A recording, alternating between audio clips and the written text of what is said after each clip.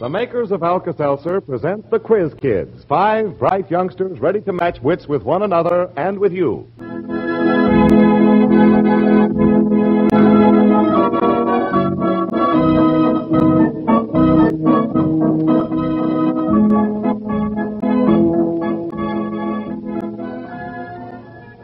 Alka-Seltzer brings you the Quiz Kids, 5 youngsters chosen from our modern schools who will amaze you with their general all-around knowledge, just as your own children constantly amaze you with what they know. Ladies and gentlemen, this program is presented to illustrate perfectly the effectiveness of our democratic school system that continues to turn out such intelligent youngsters as these, and to pay tribute to the parents and teachers who are responsible for our American system of education. The 5 children taking their radio examinations tonight range in age from 7 to 14. Selected from names sent in, they already have earned their spurs by ranking high in their school classes. The 3 children making the highest grades tonight will each receive a $100 denomination United States savings bond to help start a fund for their future education. And these 3 youngsters will be asked to return for next week's examination to defend their laurels.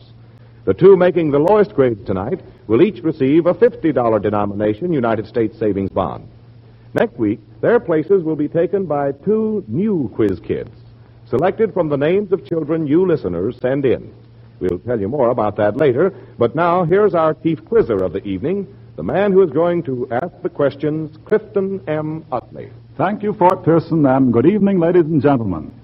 We've some mighty swell questions tonight, and in just a minute we're going to toss them up against 5 of the finest kids that the nation's elementary and junior high schools have been able to produce. I've been poring over these questions for the last 5 or 6 hours, and I have no shame in confessing that they've sent me scurrying to the 30-volume encyclopedias and the honor-bridge dictionaries. But the kids, no siree, they've had no such chance. Each question comes to the kids fresh as a daisy. The questions, you know, are sent in by your listeners and are selected and edited by Sidney L. James of the editorial staffs of Time and Life magazines. All of you listeners are invited to send in questions. Send them to Quiz Kids, Box 1100, Chicago, Illinois. If your question is used, we'll send you a brand new RCA portable radio, a gift the entire family can enjoy. Remember, each person sending in a question that is used on this program will receive an RCA portable radio free. Our examination committee reserves the right to revise the wording of questions, and if like questions are submitted, the first received will be used. All questions become the property of Quiz Kids. All right, Mr. Utley, we're waiting for you to present the 5 boys and girls who comprise tonight's Quiz Kids. Our 3 star pupils who topped the class last week and are back with us again tonight are Joan Bishop, Van Dyke Tiers, and Cynthia Cline. Welcome back, Joan, Van, and Cynthia. Cynthia, tell us how old you are and your grade in school. I'm 14 in the 9th grade. I see. And what's your school, Cynthia? Francis Parker. Ah, that's here in Chicago, isn't it? Yes. I see.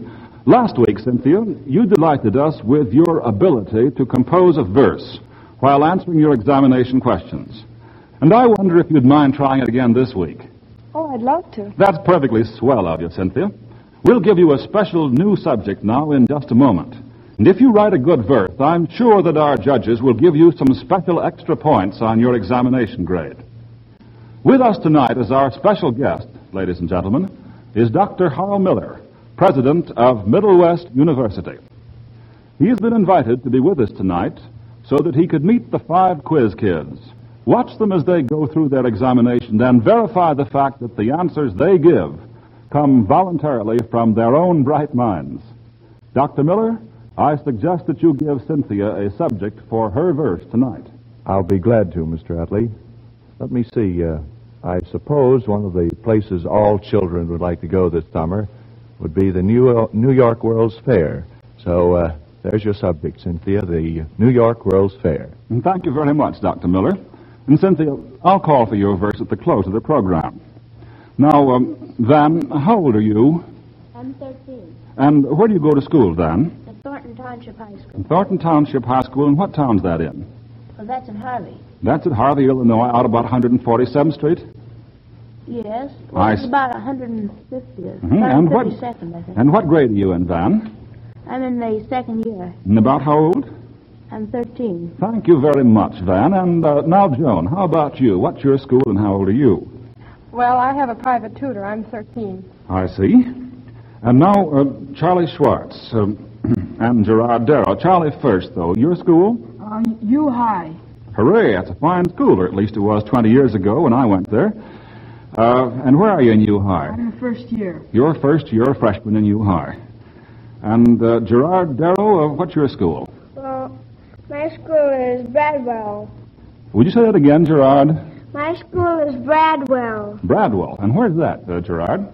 Oh, that's up near Coles Avenue. Near Coles Avenue. And how old are you, Gerard? I'm 7 and I'm in second grade. 7 and in second grade and doing a fine job, I'm sure, Gerard. Thank you very much, sir. Well, this is the first time that these last two have been before this or any other microphone. But that's not going to worry them, and I'm sure they're going to make a very fine showing. Well, our 5 quiz kids are ready to begin. Ladies and gentlemen, may I repeat that these questions were submitted by listeners. They were selected by Sidney L. James of the editorial staffs of Time and Life magazines, and they have not been seen by any of the children here. Let the examination begin. Now, children, I want you to be as bright as you look this evening. Don't be nervous just because the microphone is new to you. Remember, you've all got loudspeakers in your own homes, radios and things like that, and these microphones, well, they're just the other end of the loudspeaker, aren't they? So just pretend you're in your own homes. You'll be given 10 points for each question, or part of a question, that you answer correctly. That is, if a question has, well, say 4 parts, you can answer the entire question, or as many of the parts as you know how, and you get 10 points for each part. Now, here we go. And to make you all feel at home, we'll start out with a good old-fashioned spelling bee. Or do they still teach spelling in these modern schools? I don't know. Well, you're asked to spell correctly 4 of the 5 following words. And who wants to volunteer for the spelling bee? The first word is esophagus. Let's see a show of hands. All right, Van Tiers. Esophagus. Esophagus. E-S-O-P-H-A-G-U-S. That's right. And now we'll let you go on with the other words as long as you want, until and unless you make a mistake. Hypothesis. H-Y-P-O-T-H-E-S-I-S. Correct. Here's a hard one, a foreign word. Hors d'oeuvre. H-O-R-S-D-O-E-U-V-R-E-S. That is simply swell, Van. And Allegheny. A-L-L-E-G-H-E-N-Y. Yes, I'm going to count that completely correct, Van. Some schools would require you to say capital A, but probably your school doesn't, and we'll accept that. And now the final one, let's get 100%, although you've already won the complete question by getting 4 out of 5, psychology. P-S-Y-C-H-O-L-O-G-Y. 100% correct for Van. You had to get only 4 out of 5, and you got 5 out of 5. Swell work, Van. I hope you can keep it up. And now, while you're still in the mood for spelling, I'll spell 5 words and let you pronounce them for me. 4 out of 5 once again. Number 1, D-R-O-U-G-H-T. Okay, Joan. Drought. Drought is entirely correct. Is there any other pronunciation for that, Joan? Draft, I think.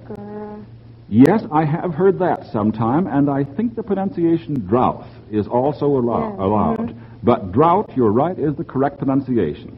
All right, do you want to go right on? Well, if I can. All right. Q-U-A-Y. It's rather a stumper, isn't it? I think it's Quay. Not Quay? quite. Charlie, do you have your hand up or don't you? Well, I can't quite. So. You think you have it up? I think it's Quay. Would it be Quay? Quay would be quay, all right, but it wouldn't be this word quite, Charlie. Well, Van, I was trying not to come back to you because you just did so well on the other one. All right, Van. Key. Key is 100% correct, just as though it were a key in your pocket. Well, we missed that one.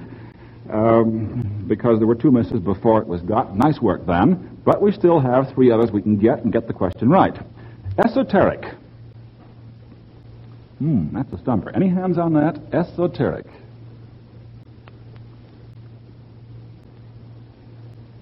So we'll go on. Here's another word. Inevitable.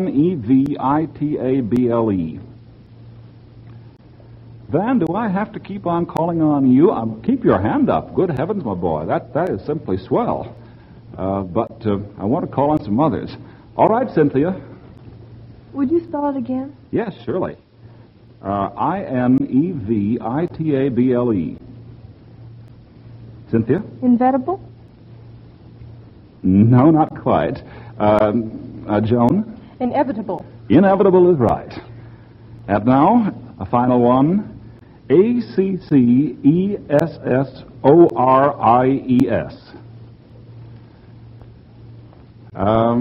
Yes, Van? Accessories. Accessories is right. Of course, Cynthia, we can't hold missing that word too much against you because you're at work on that poem on the World's Fair in New York, which the other children haven't got to do. We recognize that. Now, here is a question from Mrs. John Lawson, who apparently keeps a garden out in Inglewood, California. And Mrs. John Lawson wants to see what kind of gardeners all of you children are. For this question, incidentally, she gets a nice RCA radio for her family. The question is this. If you had some... You know, children, I don't know how much she's trying to put you on the spot or how much she's trying to put me on the spot by these words. But she says, if you had some Vallisneria, some Ludwigia, and some Sagittaria plants, where would you plant them? Okay, Gerard, 7.5 years old of school, of 2nd grade. Let's have it. Well, you would plant them in your home fishbowl. 100% right, Gerard, and I want to applaud for that, and I know it's against the rules to applaud in front of a microphone and make trouble for the engineer. That's simply swell. The answer is you'd plant them in a fishbowl, as you say, because they are all aquatic plants. A swell job. All right, now we go into the field of poetry for our next question, and this one comes, incidentally, from a girl poet, 15 years old, Miss Dorothy Johnson from Sewickley, Pennsylvania, and Dorothy Johnson will also get an RCA radio for this. These are some jingles, Cynthia, but they have a purpose. The following jingles, so says Miss Dorothy, refer to characters in fairly recent books. And you children are asked to tell who the characters are. First one goes, a captain of a famous ship, inclined to shout and leer, would many times a day command, Mr. Christian, come here. Now, who would that be? Oh, almost all hands are up. Charlie Schwartz. Well, be the, I think, the captain of the Bounty. Yes, and what was his name, Charlie? I can't remember his name. Cynthia? Captain Bligh. Captain Bligh is right. Congratulations, Cynthia. And here's the second one. There was a young lady from Georgia, a lovely girl was she, who, when things failed to please her, exclaimed, fiddle-dee-dee, fiddle-dee-dee. Charlie, I'll give you a chance on that. Scarlett O'Hara. Scarlett O'Hara is dead right on that. Gone with the Wind is right, too. Now, here's one a little bit harder. At last, everyone drove away and left him quite alone in the lonely, dusty land with only memories for his home. Now, that one is hard because the character referred to is not a major character in the book. But I think Joan knows it. One of the Joad family, left in Oklahoma? It is a character in The Grapes of Wrath. You're right. Now, can you name the character? And disappears fairly in the early part of the book. You're right. Tom, Joan? I don't know. Charlie? Would be Grandpa? Can anybody else give me the name? You're all on the right track. I don't see any reason why you should be able to call the name. It's an obscure character. The character is Muley, as a matter of fact, and disappears very early in the book. I think that you did better than 9 out of 10 grown-ups would have done on any such question. All right, here's a special question on printing. Who are the printing experts around the table here today? With what trade or trades would you identify the following? An M, an N, or a stick? Van? I think an M is a measure of print. Yes, and can you identify it a little more than that, though? No, I'm not so clear on that. Can you identify what an M is? Well, I was going to say that an N is half an M. It's the same... Yeah, you've got that I right, think Joan. it's An M a is... column or... That isn't quite right. An M... I've seen it in crosswords so often. An N is half an M, all right. Yeah, those two-letter words go big in crosswords, don't they, Joan? Yes, Van? Well, doesn't it refer to the width of the letter?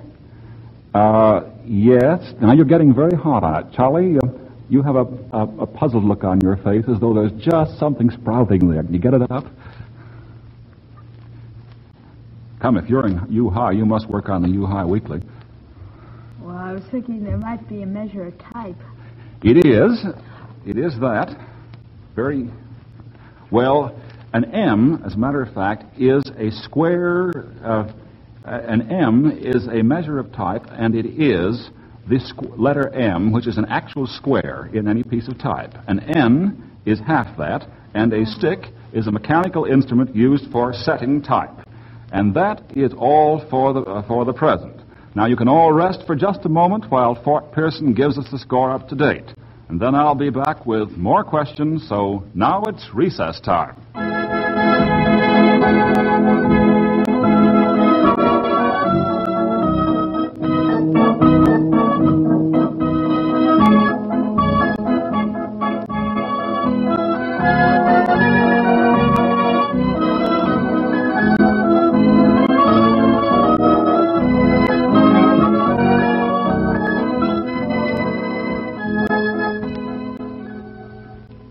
You're listening to the Quiz Kids presented by the makers of Alka-Seltzer.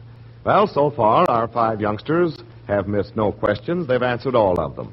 The individual score so far is Joan Bishop, 40, Cynthia Cline, 20, Dyke Tiers, 45, Gerard Darrow, 20, Charles Schwartz, 10. Now, before our recess ends, I'd like to say a few words to the mothers. Say, mothers, have the girls and boys in your home started their summer vacation from school yet? If they haven't, they soon will. And you know what that means. More commotion around the house. More work, more worry, and more headaches. Now, we can't tell you how to avoid these headaches, but we do know what you should do for them. Take Alka-Seltzer. Don't wait until your head begins to really throb. At the first sign of the headache, be sure to dissolve an Alka-Seltzer tablet or 2 in a glass of water, then drink the refreshing solution it makes. You'll feel better in a hurry because the analgesic, which Alka-Seltzer contains, offers mighty quick relief from the pain of that aching head. And because an upset stomach usually tags along with a sick headache, you'll be glad to know that the alkalizer in Alka-Seltzer helps to neutralize the excess stomach acid, usually the immediate cause of your distress. So be wise. Whenever a busy day leaves you feeling upset and suffering with a painful headache, drink a glass of refreshing Alka-Seltzer. It's surprising how much better you'll feel real fast.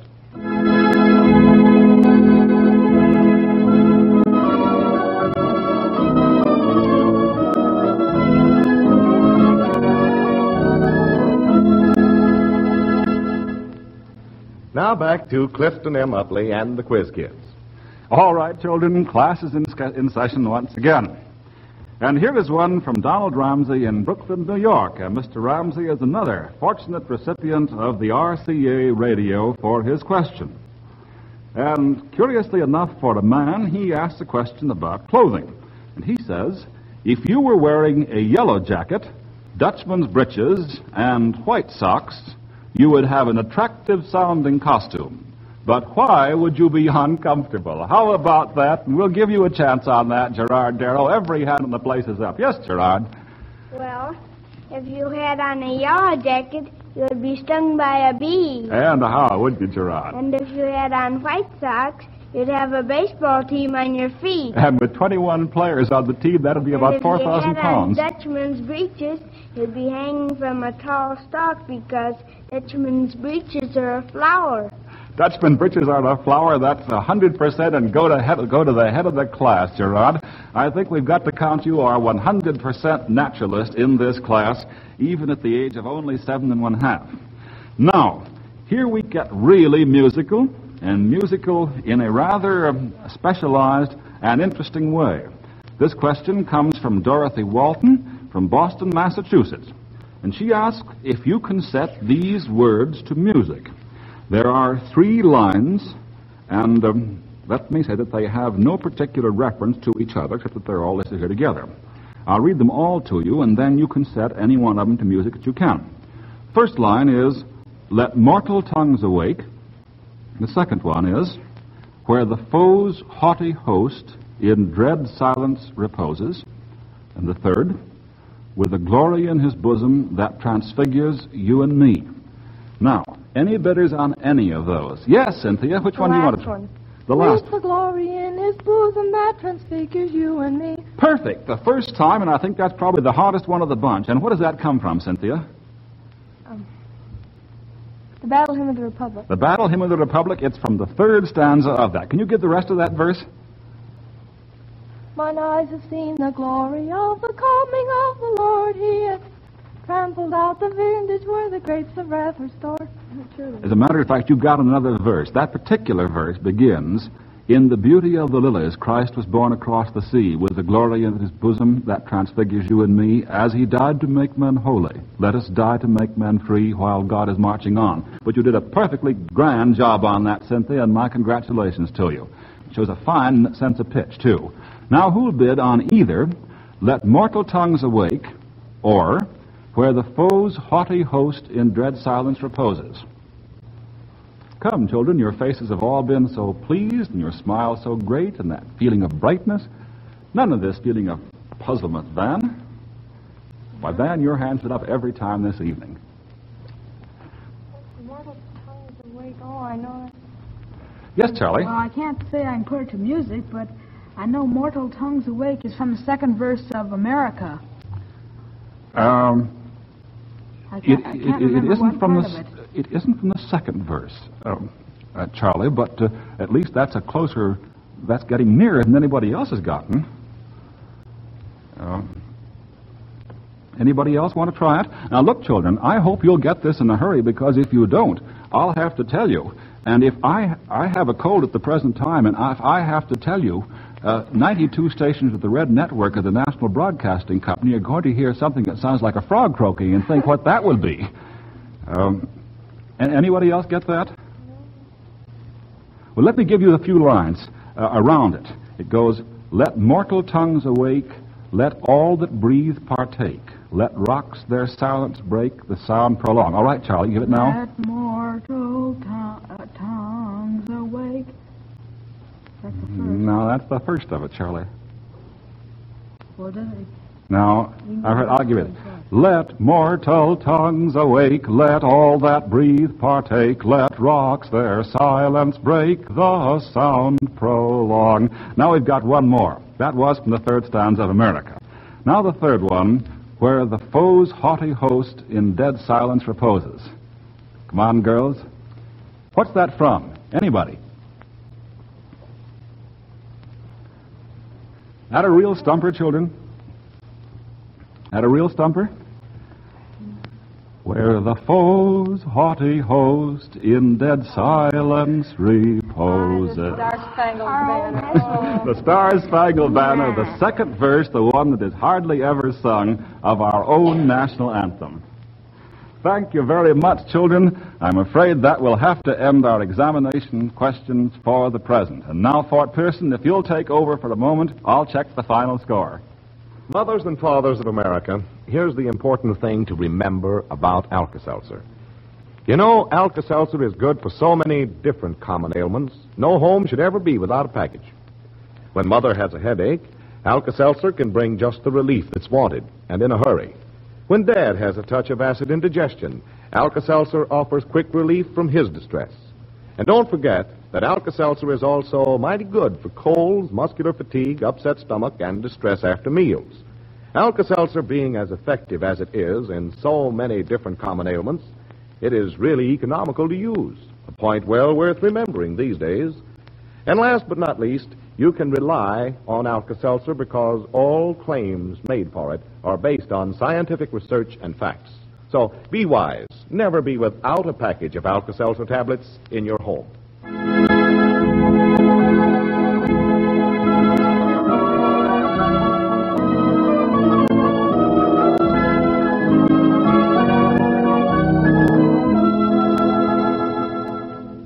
ready for those scores, Mr. Utley. All right, Fort, but before we give you the scores, I would like to introduce again Dr. Harl Miller, president of Middle West University, who has been our guest tonight. He interviewed our children and has been with them here in the studio ever since. Do you have any comment to make, Dr. Miller?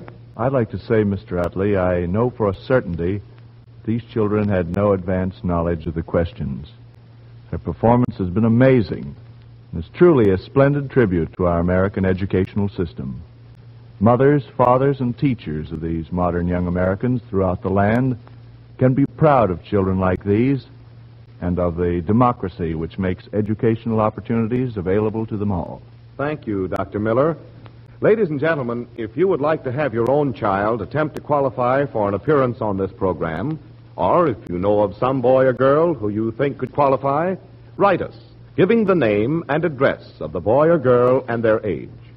Selections will be made on the basis of school records and their ability to pass preliminary Quiz Kids examinations. Only letters from the Chicago area will be considered at this time. But your questions can be mailed from anywhere. Mail either your questions or the names of some star boy or girl you know living in the Chicago area to Quiz Kids, Box 1100, Chicago, Illinois. 2 new pupils are used each week. Now the scores are ready, but before I give them to you, we must hear Cynthia's poem, which she has been composing during the examination. All right, Cynthia, time for your poetry. I've never been to Grand New York, so I haven't seen the fair. But if I was going away, I'm sure that I would travel there. Nearly every day I hear of the Trilon and the Perisphere, and soon I hope to go and see this fair that's built so beautifully. That is simply swell, Cynthia, and our congratulations to you. And remember, everyone, that Cynthia was doing this during the last 23 minutes when she was answering questions with the other children at the same time. Now, ladies and gentlemen, here are the following grades. Charles Schwartz, 20. Cynthia Cline, 35. You both did very well. But Joan got 40 points, Van 45, and Gerard 40, and they were just a little ahead of you. To help you start a fund for your future education, Charles and Cynthia, to each of you I present a $50 denomination United States savings bond. I hope you can be back with us on another occasion sometime soon. But now, Gerard, Van, and Joan, you are Alka-Seltzer's star pupils of the week. Here's a $100 denomination United States savings bond for each of you to help begin the fund for your future education. And we will see all 3 of you next Friday. I wish you luck in defending your titles, but I warn you, you're going to have some real competition. Our new students next week will be Bobby Smith, 14, of Gary, Indiana, and Mary Hollander, 8, of Madison, Wisconsin, star pupils of their communities. Now, Fort. Ladies and gentlemen, we want you to send in questions to the Quiz Kids. For every question used on this program, the sender will receive a new portable RCA radio, a high-fidelity set you can enjoy anywhere. Just address your questions to the Quiz Kids, Box 1100, Chicago, Illinois. We reserve the right to revise the wording of questions, and if like questions are submitted, the first received will be used. All questions become the property of Quiz Kids. Now, ladies and gentlemen, we want you to be with us next Friday at this same time. This is Clifton M. Utley, the Chief Quizzer, saying good night and dismissing our Quiz Kids class until next Friday. Class is dismissed. Good night, children.